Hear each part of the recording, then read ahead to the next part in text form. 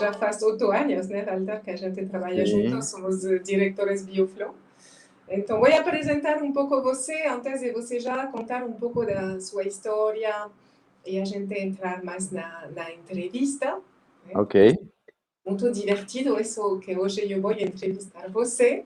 Normalmente é o contrário, assim que está muito bom isso. Então, faz pues eso, 8 anos que eu trabalho com Walter. Ele apareceu em um curso meu 8 anos atrás, o primeiro curso que eu dei em Brasil. E o segundo, o terceiro também, de aluno, né? E ele, de fato, acho que foi no segundo ou terceiro curso, não lembro muito bem, que você me propôs organizar para mim em São Paulo. E eu falei que não, de fato. Isso foi o nosso primeiro contato profissional, né?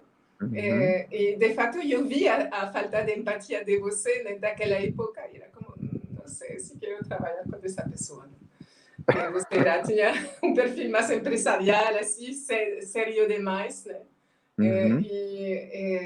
Mas, nos dias depois, eu mudei de ideia, já vendo a rapidez com a qual você aprende e sua grande motivação, né? E hoje, 8 anos depois, posso dizer que isso foi uma das decisões mais inteligentes que eu tomei na minha vida, dizer que sim para sua proposta de trabalho para mim, né? E que hoje realmente você como um irmão para mim é mais que um sócio de trabalho. A gente nesses 8 anos cruzamos tantas desafios, sucessos, momentos difíceis juntos, né? E a verdade, eu em outros slides já falei muito da minha história pessoal, né? E de como eu encontrei meu propósito de vida com 24 anos de idade, né? O que sim nunca tinha pensado, sonhado, é ter um sócio de trabalho que compartilha o mesmo propósito, né? E que nos momentos que eu estou desanimada, né? Como a gente, quando você está desanimado, como a gente se completa tanto, né? Nesse trabalho, né? Assim que estou profundamente agradecida. Acho que realmente a técnica Bioflow, de fato, encontramos o nome juntos, né? Obviamente, o método já existia antes, mas melhorou muito desde que você entrou e também o nome já faz muitos anos que a gente encontrou juntos e você sempre me desafia, né? Mais além de meus limites, né? E muitas vezes eu primeiro falo que não, quando você me propõe algo bem desafiador, depois eu penso... Eu só me vingo. Eu só me vingo dos limites que você me fez ultrapassar em mim. Então, esse é um relacionamento bem produtivo, né? Bem interessante. Com certeza. Sim. Assim que tenho esse grande honor de apresentar você hoje e vou deixar a palavra para você agora, então. Bom, primeiro, muito agradecido por todos esses anos de parceria.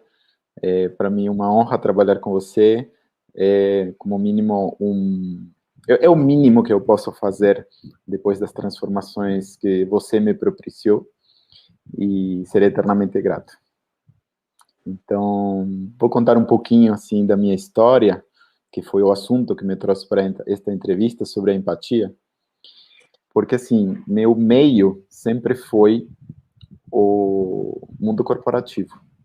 Eu sempre trabalhei em empresas, desde muito jovem, e a empresa é o grande polo de congelamento das pessoas. Eu acredito que as empresas são, em certo sentido, uma máquina de moer carne.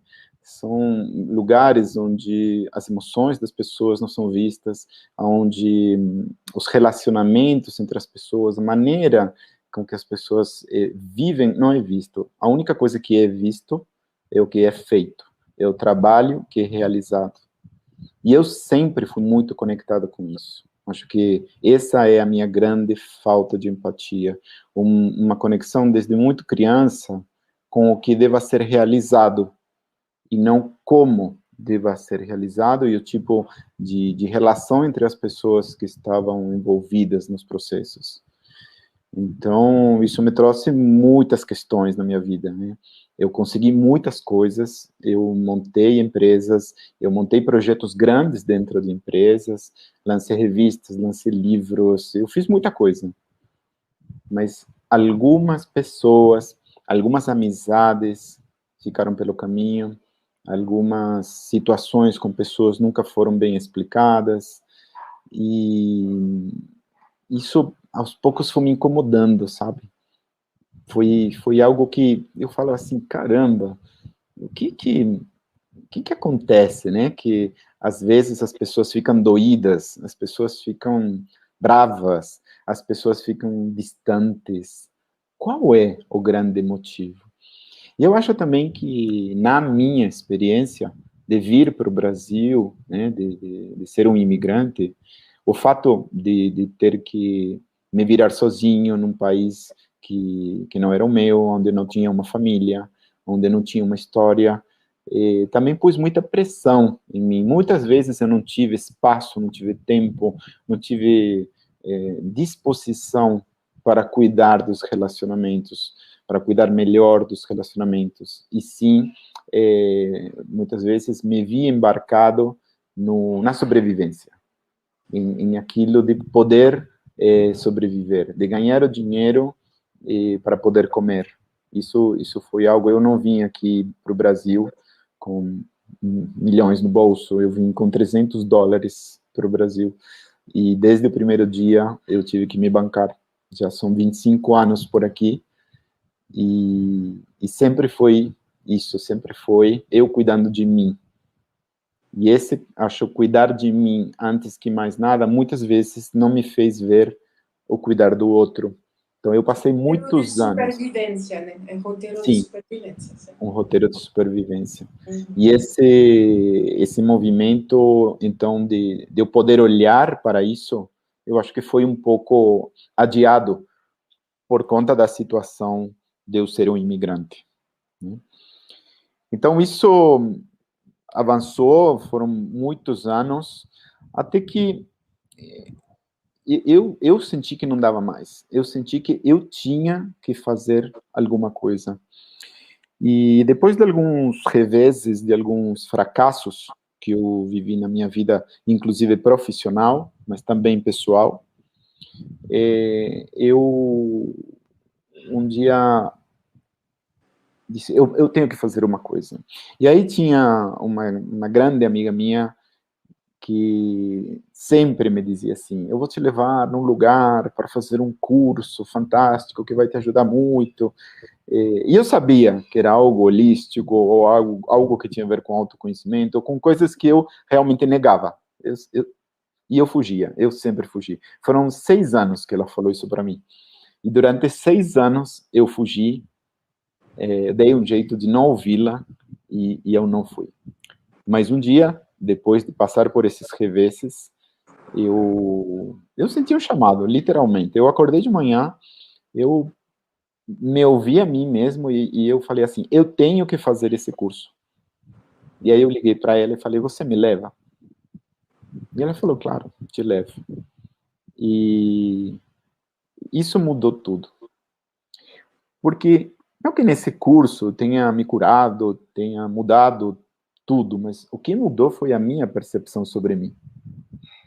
Eu, nesse curso, consegui ver que havia coisas em mim que eu não dominava. Havia coisas em mim que eu não tinha conhecimento. Quer dizer, eu pensava A e havia algo em mim que fazia B, né? Era intenção e realidade totalmente separadas. E isso foi provado nesse curso para mim. Era um curso preparado para isso. E eu, a partir daí, comecei um caminho de busca, fiz várias formações, eu estudei constelações familiares, estudei dinâmica energética do psiquismo, expansão de consciência, e eu adquiri muitos conhecimentos, muitos mesmo. Mas, assim, claramente, os conhecimentos em si não provocavam uma mudança.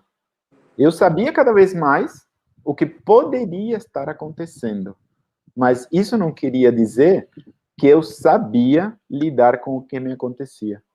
Então, aconteciam coisas em mim que não era o que eu queria. Uau! E aí foi que eu caí no teu curso. E foi tão legal, porque eu tinha feito, uma das formações que fiz, foi a formação em Renascimento, com Leonard Dior, e nessa formação eu tinha comprado o teu livro. Então, quando você chegou no Brasil, fez o primeiro curso, lá em Joinville, eu falei, eu vou.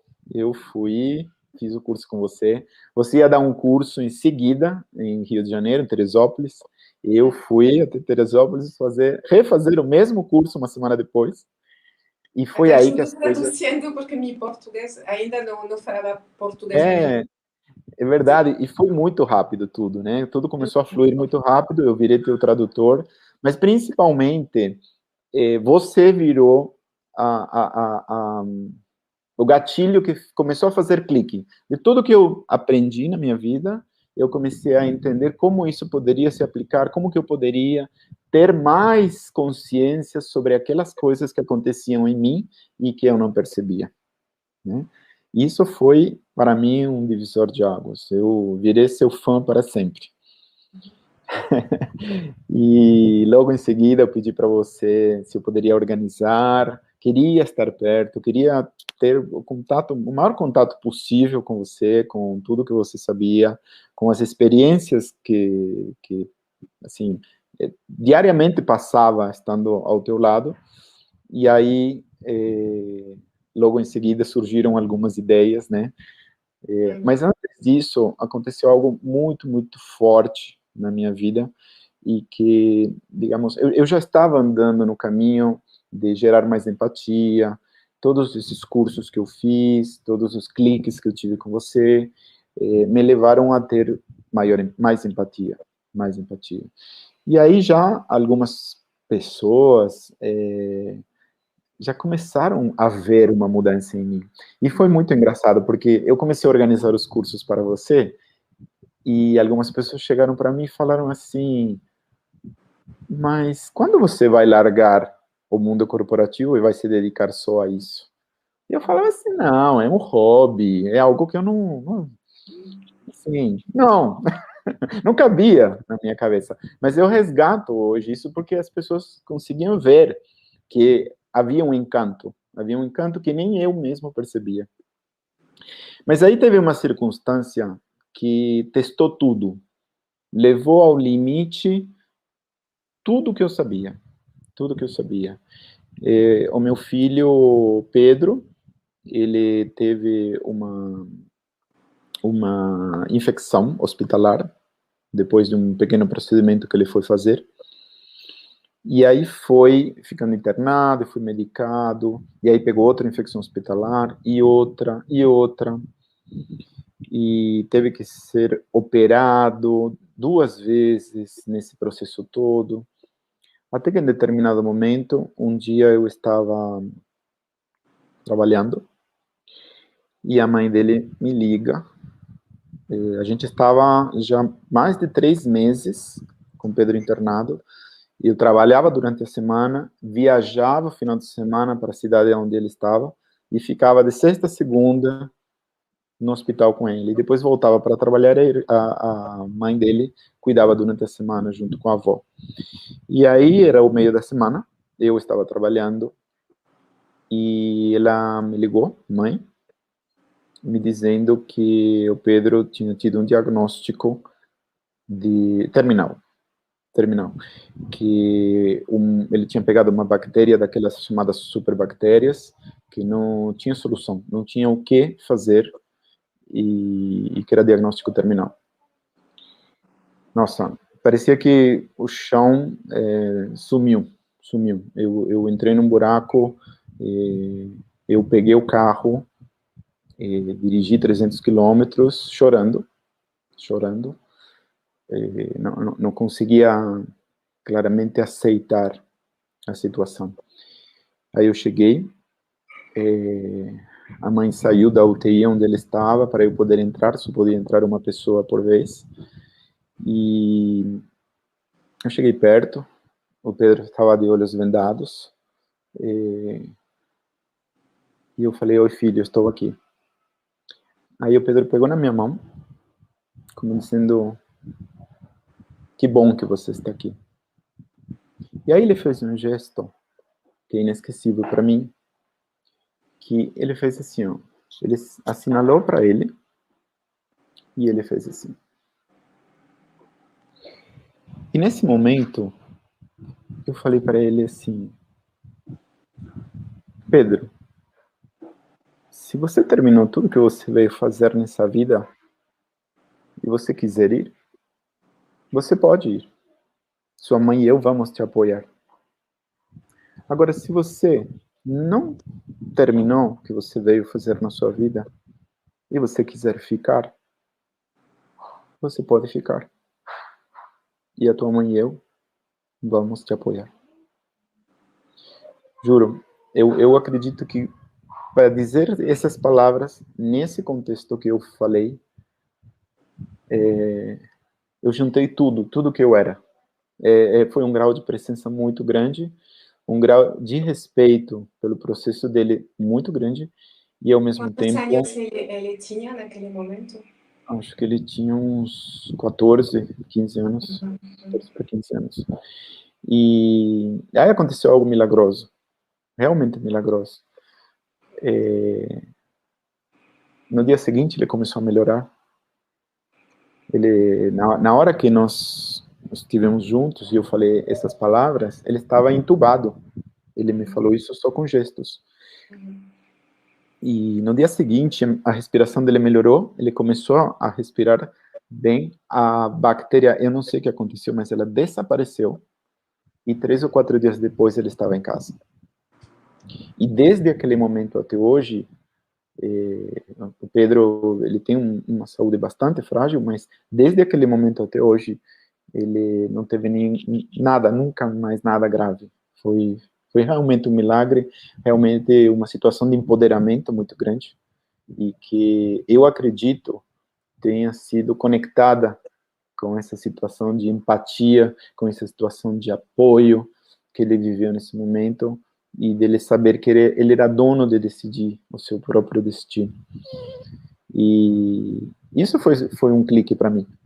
A partir daí, é como que eu não acreditava mais em limites do que a empatia e o amor poderiam fazer. Eu comecei a acreditar muito mais no amor e nos seus efeitos. Né? Não que virei suave de um dia para o outro, eu ainda era bastante duro, né? Mas o meu processo de melhoria com respeito à falta de empatia, a partir dessa visão do que uma empatia profunda e um amor profundo poderiam provocar, foi um norte, foi um farol, assim, que até hoje eu utilizo no meu processo de crescimento pessoal, né? Então, logo em seguida, 1 ou 2 anos depois, foi que a gente estruturou mesmo o BioFlow, que a gente partiu para objetivos maiores, e tudo isso, então, que eu vivi naquele momento do fundo do poço, aquilo para mim, aquele momento em que eu senti que o Pedro podia ir embora, realmente foi o fundo do poço. E desde esse momento em diante, pareceu que tudo floresceu, tudo foi trilhando caminhos maravilhosos, maravilhosos. Foi aí que a gente começou o projeto BioFlow, que a gente começou o projeto do livro, e, bom, e estamos aqui. Né? A partir daí, eu também comecei a perceber uma melhoria gigante nos meus relacionamentos com as pessoas. As próprias pessoas, depois de um tempo em que eu comecei a me relacionar diferente, chegaram para mim, assim como lá atrás tinham falado assim que aquele meu hobby de organizar cursos poderia ser minha ocupação principal, e isso começou a virar realidade. O meu aprofundamento nessa empatia profunda com as pessoas também foi percebido por todos ao meu redor. E eu comecei a ouvir assim: você não vai atender? Porque eu tinha conversas espontâneas com as pessoas, onde eu sempre tinha uma palavra, tinha um apoio, tinha uma dica, tinha um conforto. Porque no início, Walter, você era mais como diretor técnico, né, os primeiros anos, né, que a gente começou a trabalhar juntos, né, nem queria ser terapeuta, né, até eu falei muitas vezes, quando você vai começar a dar sessões, Sim, né? sim. E eu juro, eu não acreditava, não era algo viável aqui na minha cabeça. Né? Eu poderia ter muitos conhecimentos, eu até dava algumas dicas, mas eu não sentia que eu podia me responsabilizar por uma sessão de atendimento profissional. Eu não acreditava nisso. E esse foi outro grande marco na minha vida, quando, por uma série de circunstâncias, eu comecei a atender. Aí, realmente, eu percebi o quanto, digamos, não é só, mas assim, o quanto a conexão que eu poderia estabelecer com uma pessoa já era altamente curadora, independente das técnicas, independente do contexto, só o grau de presença, um grau de conexão que eu pudesse estabelecer com uma pessoa, de escuta ativa na presença, já podia ser altamente curador. Imagina se eu aplicasse todos os conhecimentos e as técnicas. E Então, Walter, isso... antes desse ponto, né, eu acho, me fala se estou errada, mas eu acho que você, o seu maior desfrute na vida era de cumprir objetivos, né? Sim. De ir atrás de objetivos, né? E a falta de empatia, por as circunstâncias de você, depois talvez podemos falar um pouco mais disso, né, da infância, tudo isso, mas essa falta de capacidade de se conectar mais com o coração, com as pessoas, né? Fazia que você nem podia desfrutar tanto dos relacionamentos humanos, né? E agora que você descobriu, né, esse poder do amor, essa coisa maravilhosa que é de compartilhar com os seres humanos, né? Imagino que você é bem mais feliz que antes. Continua cumprindo objetivos, isso está claro, porque você é uma pessoa altamente eficiente no trabalho, né? Mas imagino que já sua capacidade de desfrutar da vida, das coisas simples e de estar com as pessoas, com os amigos, com os familiares, né? Sua capacidade de desfrutar assim, de estar com as pessoas, imagino que se multiplicou e que sua vida está bem mais rica que antes, né? Sem dúvida, Fanny, sem dúvida. Eu sempre tive uma característica de ser visionário. Eu sempre consegui imaginar o que ainda não existia. E eu acho que meu grande amor, antigamente, era me encantar com essas coisas que eu imaginava, né? E de uma maneira que não incluía o relacionamento com as pessoas, não incluía a participação das pessoas, sim apenas a feitura do projeto, a realização do projeto. Então, claramente eu descobri que o que me levava a me desconectar das pessoas era justamente não incluí-las nos projetos. E hoje, a minha transformação foi tanta que eu sou um falastrão. Antigamente era muito calado, era muito reservado, sempre pensando, sempre imaginando as coisas e nunca conectado com aquelas pessoas que estavam realizando aquilo, né? Aquelas pessoas que eram partícipes dos projetos que eu tocava, que eu gerenciava. Então, quando eu comecei a dar mais atenção às pessoas e comecei a perceber que para ir longe temos que ir juntos, temos que estar conectados, temos que ter um time, temos que ter vários olhares, temos que ser complementares e que isso traz muita riqueza, né? Claro, antes eu tinha todo o projeto na cabeça, mas dificilmente ia fazer com que as pessoas se encaixassem no projeto que não era delas, não conseguiria motivá-las o suficiente porque elas não tiveram participação na ideia e por aí vai. Então, a grande mudança foi essa. E como eu te falei, hoje acho que eu falo com as pessoas muito mais do que eu penso ou escrevo meus projetos. Antes era exatamente ao contrário. Antes eu era o homem da planilha, do planejamento, e hoje eu fluo muito mais, até o ponto de que, muitas vezes,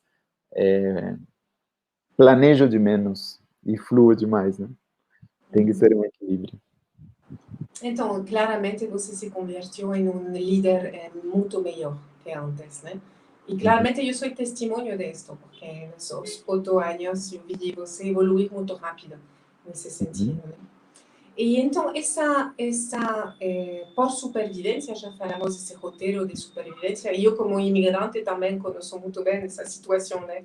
De ir, da dificuldade de ir para outro país, né? Mas já sabemos também que isso tem origens na infância, né? Em nossas feridas de infância, né? Então, essa tendência que você tinha de priorizar os objetivos, né? Antes da conexão com as pessoas, eu sei que com Bioflow você descobriu de onde vinha e você curou. Você poderia falar um pouco mais sobre isso? Olha, o que eu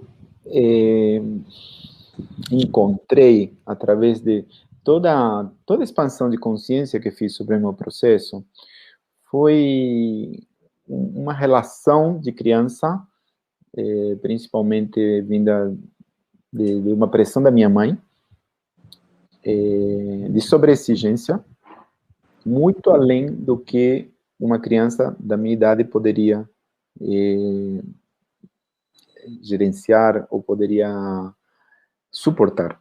Então, eu, por exemplo, com 4 anos já sabia ler e escrever, por pressão da minha mãe. A gente acha que isso é legal, né? Mas a verdade é que está fora das etapas normais, né? E a criança que já sabe ler com essa idade, muitas vezes não pode completar outras coisas mais importantes dessa idade. Eu, como você já sabe, eu falo com muita frequência que Einstein, como exemplo, né, notório, ele foi muito lento em aprender as coisas quando ele era criança. Porque ele tomou tempo de completar cada fase, né? Então, ler aos 4 anos parece, uau, que inteligente, né? Mas pode ser altamente traumático. Sim, sim. E, inclusive, com 5 anos de idade, ela me colocou na escola. Então, eu entrei na escola 1 ano antes do que o resto das crianças. Eu já não sou tão alto assim. Imagina, tendo 1 ano a menos do que crianças de 6, eu tinha 5. Eu tinha uma diferença tipo de 10 a 15 centímetros com o resto das crianças de altura. Eu era o mais baixinho de todos. E isso também fez com que as crianças me vissem como uma criancinha, não? Me vissem de uma outra maneira. E aí que aconteceu? Eu, como era já mais formado, sabia ler e escrever, eu, em certo sentido, tinha uma dominância sobre elas, no sentido mais intelectual, né? Então, eu era quem ajudava com os projetos, ou quem tinha que fazer algum trabalho, eu que fazia. Toda essa parte de saber era comigo. Agora, na hora de brincar, jogar futebol, todas essas atividades de conexão, as crianças me deixavam de lado. Então, o fato de você ir na escola 2 anos antes que o normal, né? Que você nem está preparado, já sabemos que o neocórtex não está preparado, cria toda uma série de traumas, mas, ademais, você ser 2 anos mais jovem que as outras crianças, já gerou toda uma série de dores, imagina, de rejeição, né? E você, para ser aceito, aprendeu a sobrecompensar com o que melhor você sabia fazer, porque isso que sua mãe sempre pedia para você, né? Que era ser o mais inteligente, conseguir lograr os objetivos, né? Exatamente. Inclusive, Fanny, aí tem um detalhe muito interessante, que as crianças, em geral, não sei como é na França, mas na Argentina, onde eu nasci, ou no Brasil, as crianças recebem uma pequena mesada para aprender a administrar o dinheiro, poder gastar com o que quiser, e esse valor os pais determinam, dependendo das suas capacidades econômicas, mas no caso da minha mãe, ela definiu esse valor como sendo vamos supor, seria hoje, tipo, R$ 10, vamos supor, por cada 10 que eu trouxesse no boletim. Então, se eu trouxesse 5 10, eu teria R$ 50 naquele mês. Se eu trouxesse 7 10, teria R$ 70. Isso fez com que eu, para poder dispor de mais dinheiro, eu tirasse 10, ou buscasse tirar 10 em quase todas as matérias. E não só isso, Walter, imagino que, claro, era também o jeito de receber a aprovação e o amor de sua mãe, né? Quando a gente é criança, a gente precisa tanto, né? Então, Sim. para você receber a aprovação e amor da mãe, você precisava de ser o melhor na escola e tudo isso, né? Então, também, a mensagem que fica no inconsciente é meu valor como pessoa, né? Está basado em minha inteligência ou está basado em quanto eu consigo os objetivos, que naquela época o objetivo era ter uma nota boa na escola, mas, claro, de adulto a correspondência depois é ser um bom empresário, conseguir ser muito bom com os objetivos, os projetos, né? Inclusive conexão com o próprio dinheiro. Uhum. Né, que objetivos gerariam dinheiro, objetivos conseguidos para mim. Mas isso tudo eu ressignifiquei depois, né? Isso eu ressignifiquei com BioFlow. O que eu vivi na época foi, se quero ter mais dinheiro, eu tenho que ter mais 10 no boletim. Se eu quero sobreviver, isso hoje eu vejo de outras maneiras, mas naquela época, ser mais inteligente era uma tática de sobrevivência. Num mundo de crianças mais velhas e mais fortes que eu, né? E que o único quesito em que eu as superava era nos conhecimentos ou na inteligência. Então, isso hoje eu sinto de quanto inconscientemente minha criança sofreu com isso, né? Por um lado, parece que eu me dei bem, mas o grau de pressão que eu devo ter sofrido, deve ter sido muito, muito grande. Então, quando você conseguiu, né, através do método BioFlow, começar a resgatar, né, essas experiências, começar a olhar para essa dor, começar a curar essas dores da infância, quais são as coisas que mudaram na sua vida aí? Bom, principalmente hoje, o que eu faço é primeiro cuidar de mim. Primeiro cuidar de mim. Antes de qualquer projeto, antes de qualquer empatia, né?